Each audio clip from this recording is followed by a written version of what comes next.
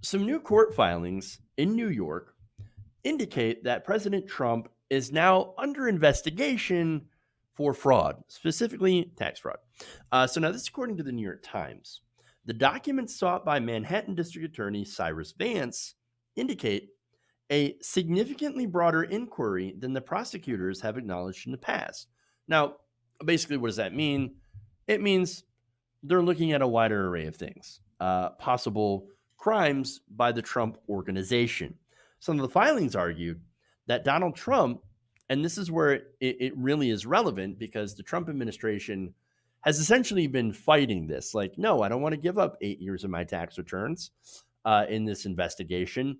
I shouldn't have to. I'm not only am I above the law, but I mean, you're only looking at this when it comes to possible hush money payments to Stormy Daniels.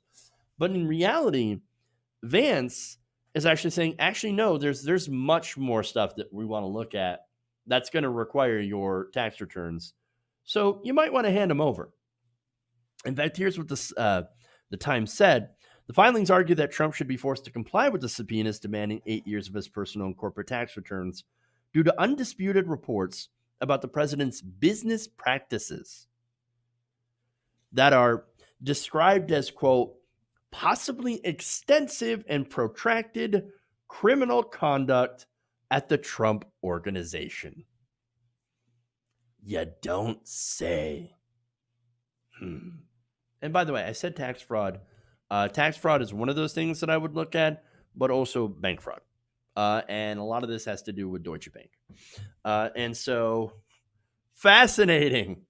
So now, the reports, including investigations into the president's wealth, and an article in the congressional testimony of his former lawyer and fixer, Michael Cohen, say that the president may have illegally inflated his net worth and the value of his properties to lenders and insurers. He also, by the way, reportedly deflated his assets when it came to taxes. So, there's a word for that. Oh, right. Tax fraud. Weird.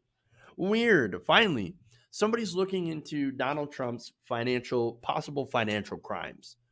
Thank goodness. So now, this is actually what we wanted when they started looking into both Ukraine and Russia.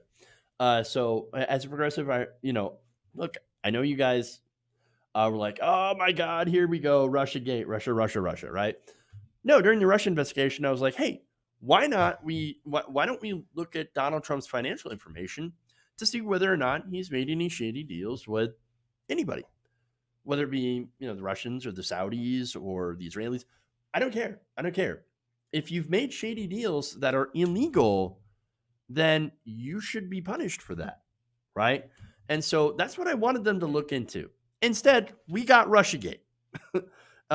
Instead, we got Donald Trump 100% owned, lock, stock, and barrel by Putin.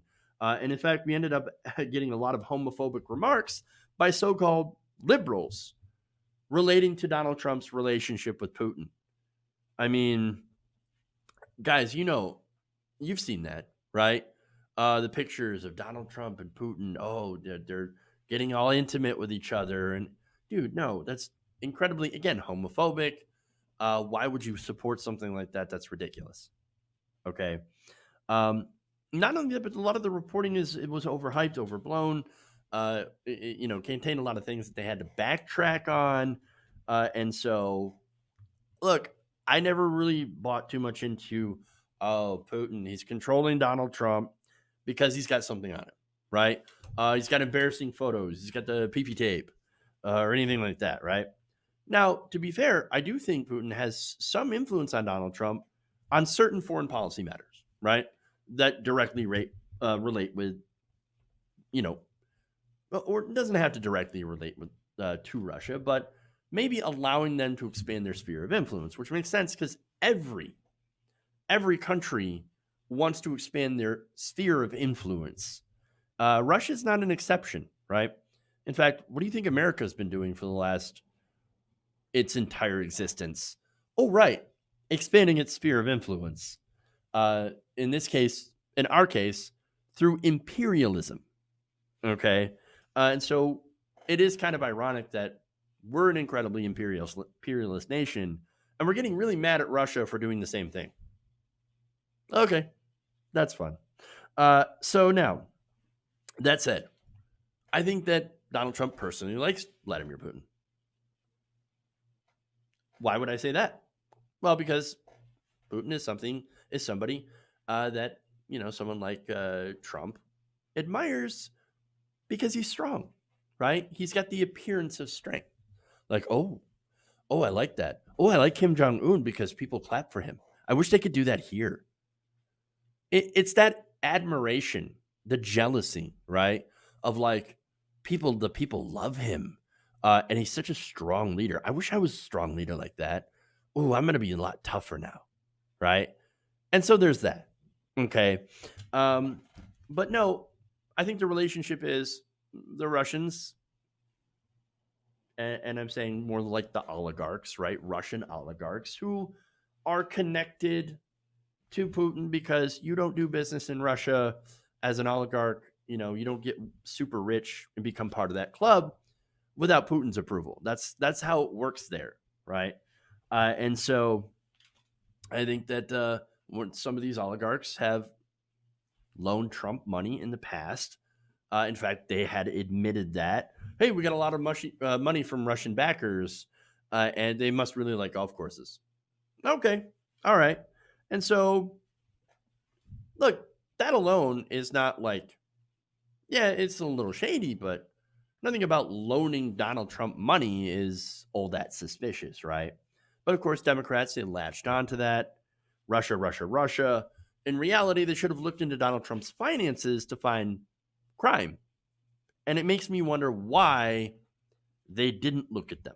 They didn't look at those into that crime. I mean, look, at the very least, you could have made the Russia, Russia, Russia point by saying, hey, look, Donald Trump and his financials borrowed a lot of money from Russians. Do you think that maybe that's a personal conflict of interest and that could make you beholden?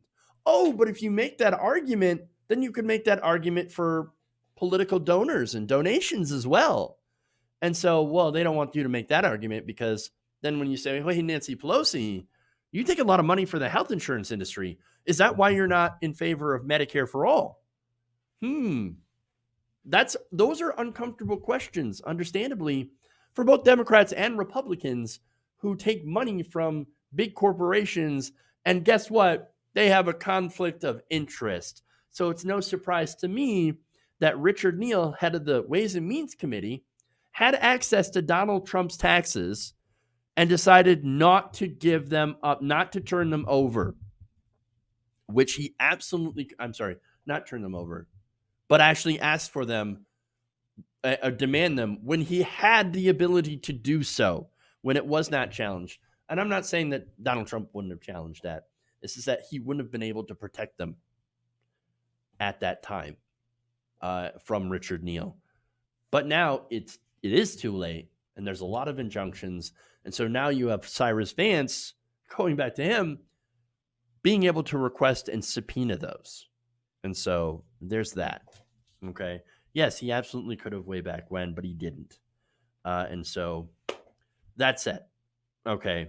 It is important to focus on his finances, on what he owes to whom, because Donald Trump's the man who doesn't pay his bills, and who might be able to influence Donald Trump, but also what actual financial crimes he's been involved in.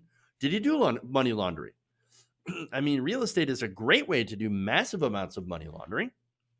And, you guys remember the stories of Saudi Arabia, of, very wealthy Saudis renting out condos for insane prices, insanely high prices, more than that they were worth. You don't think that that's some evidence of money laundering? I mean, maybe we should look into it. I mean, is there evidence of that in his financials? Did he do tax fraud? What other shady stuff, or even outright illegal things that Trump or the organization itself do to make money? What did they do for that? And by the way, before you shrug this off as like, oh, no, it's fake news, right? You never do that. Remember, this guy ran a fake university that ripped off students. Everything he does is scam people out of money.